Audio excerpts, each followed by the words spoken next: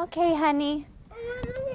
I work as a physician assistant at Henry Ford Wyandotte Emergency Department. I like being able to see the kids, and most of them are afraid when they come in to see the doctor, and just being able to help them relax and just to take care of their needs, let them know I'm going to help them feel a little bit better.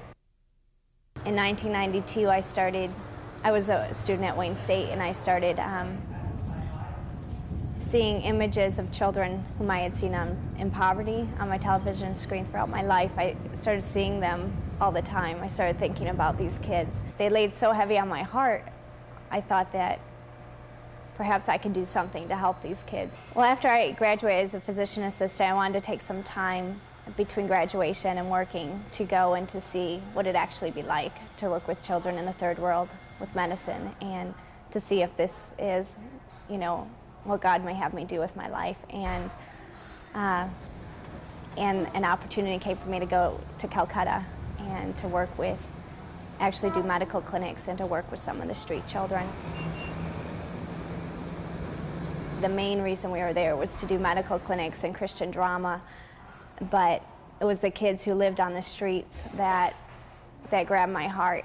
I would walk out of the YWCA where we were staying, and every morning the kids would run from down the block yelling, "Good morning, Auntie," and they would run and hold onto my hands, and there were about 8 kids, and soon I'd be walking surrounded by 8 children.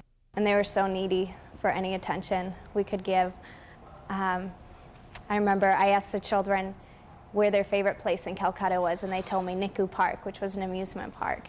And I said, okay, we'll go there one day. And they told me, oh, but Auntie, it's very expensive. And I said, well, how much is it? And they said 25 rupees, which was about 50 cents a child.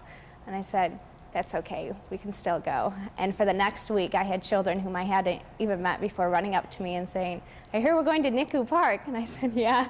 And they'd look at me and they'd say, you promise? And I said, yeah. You in the mirror, staring back at me. Each of the children have their own stories.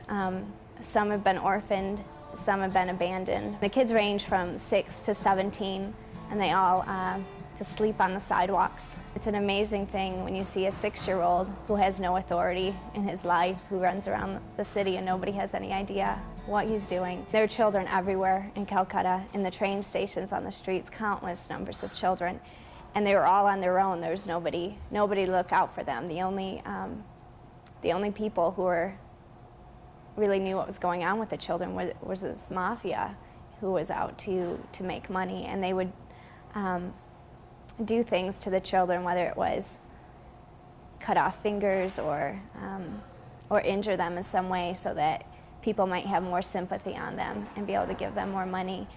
It hit me that the things these kids needed, the things that we gave these children, the love, the attention, some stability in their lives while we were there, were things for which they desperately longed, and they loved it when we were able to provide it for them. And these were things that I never had to ask for.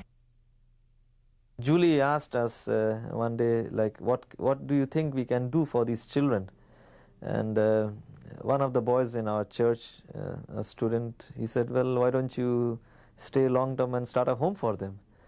And it was a passing comment or so. I thought, I never really give much thought to it. I mean, what can Julie do, or what can we do in such a great need? And I asked him, what if I helped to support a home which the local Christians can run?